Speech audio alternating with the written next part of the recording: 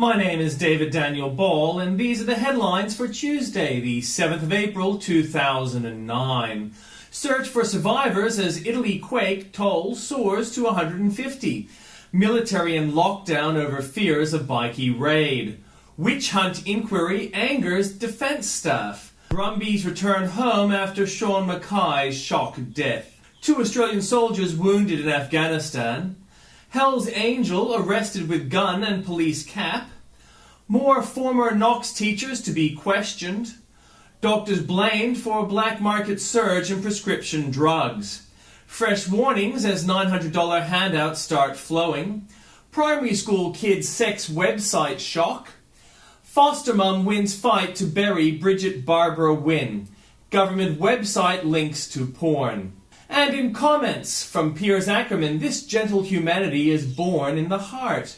It is now almost cliché to talk of the extraordinary manner in which the Black Saturday bushfire tragedy touched Australians and many people around the world and the spontaneity of their response. Beautiful story, Piers. This is not other people's money being put away, but their own. Personal and heartfelt. As Bolt pointed out soon after the disaster was realised, but we are strong. Our strength is not always seen as the envious ones parade and demand, nor is it evident as we indulge. But Australia was forged in adversity, in drought, in times of need. We give, and we are known for our generosity. I was humbled at the time when a group of Australians, ethnically Vietnamese, Chinese and Cambodian, raised funds for the bushfire victims. A sausage sizzle and a lion dance. No ALP showed to the Cabramatta event, but the Liberal Party had Day Lee there. The kids had put together a martial arts film over 4 years for no money, but they know how to give. All semblance of order breaks down from Tim Blair. Germain sleeps with an Australian. The G'day Brith was founded to counter exactly this type of anti-Australian vilification. Meanwhile, in New Zealand, safety arrangements at New Zealand's answer to Spain's running of the bulls, the running of the sheep, are under review after hundreds of the animals ran amok through a country town, injuring a spectator. All semblance of order broke down with the sheep crossing the main road and a railway track before heading into the hills. They cannot control their sheep. These are the sort of people we are dealing with.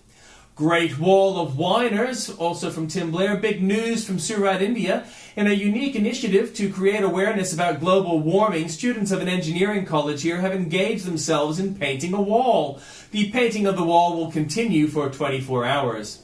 At last, a non-embarrassing president, Barack Obama, thinks Austrians speak Austrian. Dark Times, New South Wales Premier Nathan Rees is under 24-hour guard for fear of bikie gangs angry about government crackdowns.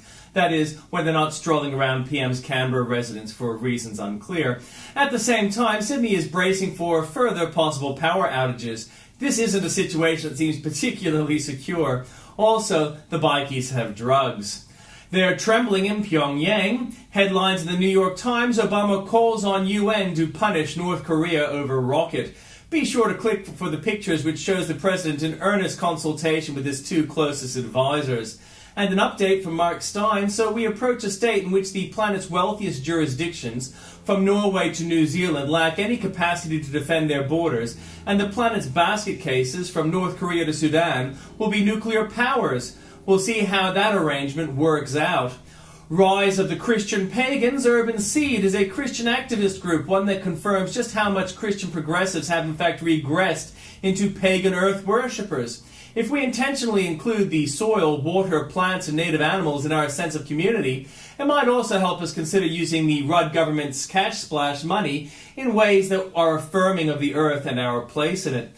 Defence shoots at the wrong target, from Andrew Bolt. If only the Rudd government were as busy checking the Defence Minister's mysterious Chinese benefactor, which surely is a bigger issue than the leaker who first raised the alarm. Hundreds of Defence Department security officials are being pressed to sign statutory declarations as part of a widening investigation of the Joel Fitzgibbon affair. The head of the Defence Department, Nick Warner, has authorised the push for statutory declarations in a bid to flush out anyone involved in a covert probe into the Defence Minister's private affairs. More band-aids are demanded. Once again, the deeper question is ignored. An urgent summit has been called to stop crowd violence after a vicious attack following a game at the MCG. Premier John Brumby will call together major sporting codes, venues, operators, police and health experts this month amid growing concern over public safety, the Herald Sun can reveal. More divisive than Bush, so much for Barack Obama uniting the U.S. after George Bush's divisiveness. For all of his hopes about bipartisanship, Barack Obama has the most polarized early job approval ratings of any president in the past 4 decades. The 61-point partisan gap in opinion about Obama's job performance is the result of a combination of high Democratic ratings for the president, 88% job approval among Democrats, and relatively low approval ratings among Republicans, 27%. Welcome Matt is detected. Seems people smugglers have heard about the new management. A group of more than 60 suspected illegal immigrants have been detained after their boat was detected off northwestern Australia. On the same day, another group of 50 suspected illegal immigrants was transferred to a customs vessel after their boat ran aground at Warriors Reef, 65 kilometers north of Thursday Island. It was detected by a Border Patrol aircraft.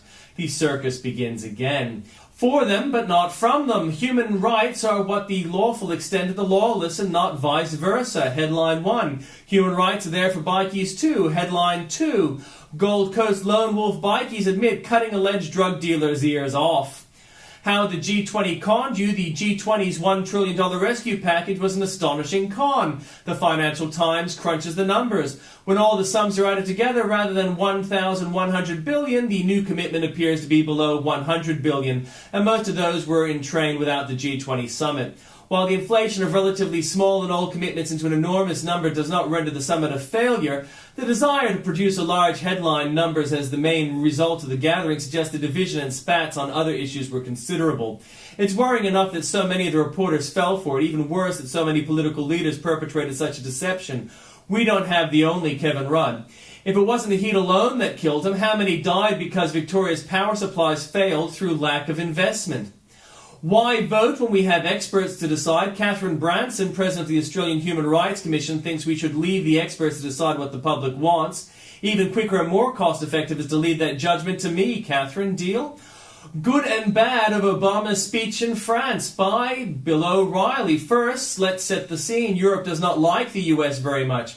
President Obama acknowledged that Friday. But why? Well, 2 basic reasons. Many countries in Europe are socialist. The governments take care of you, cradle-to-grave entitlements paid for by huge taxation. Here in the USA, we place more value on rugged individualism, and we tend to frown on socialist countries. Second, Europeans, because of World War II, do not want confrontation, so they are much more likely to look the other way on terrorism and cut threatening countries like Iran and North Korea slack. The same mindset, by the way, existed before World War II, which was why Hitler and Mussolini were able to violate international law and get away with it until 1939. Here in America, we don't like to talk a lot of garbage, if you know what I mean. You hit us, we'll hit you back. I've included transcripts of what Obama said. You can see them there at the link. That just reinforces every piece of far-left propaganda coming down the pike. I guess the president believes this nonsense, that the USA simply tortured people for no reason and locked them in dungeons for fun. But it's absurd. After 9/11, the U.S. government had an obligation to prevent another attack on America. Senators and congresspeople were briefed on anti-terror measures, and they worked. We got intel, we stopped further attacks. President Obama's Monday morning quarterbacking may get him credit in the salons of Paris, but I believe he is dead wrong and insulting to the brave Americans in the field who have kept us safe. Let's hope President Obama doesn't have to deal with mass murder on his watch. He should cut his country some slack and knock it off, especially overseas. And left-wing blogs rushed to judgment by Glenn Beck, blaming TV or radio hosts for the nut job who killed 3 Pittsburgh police officers over the weekend is like blaming a flight attendant after a terrorist takes down a plane. In other words, giving passengers a safety talk to prepare them for a worst-case scenario doesn't mean you are responsible should a terrorist make that worst-case scenario happen. One person is providing important information, the other is a nut job who would have acted no matter what. Before any facts coming out in the Pittsburgh shooting, left-wing blogs like Daily Cause, Media Matters, and The Atlantic decided that this maniac was worried that President Obama was going to take away his guns. Therefore, conservative talk shows were to blame. Wait, what? Bloggers rushed to paint this killer as a conservative, presumably one who was clinging to his guns and religion. But the truth is that this guy in Pittsburgh was about as much of a conservative as Stalin was cuddly. He's a neo-Nazi, a white supremacist, and more importantly, he's a premeditated killer. Allegedly, of course. That's why I'm not even going to waste time addressing the people who lump everyone who questions Obama's policies into the same hate group. So let me talk to the rational people instead. You!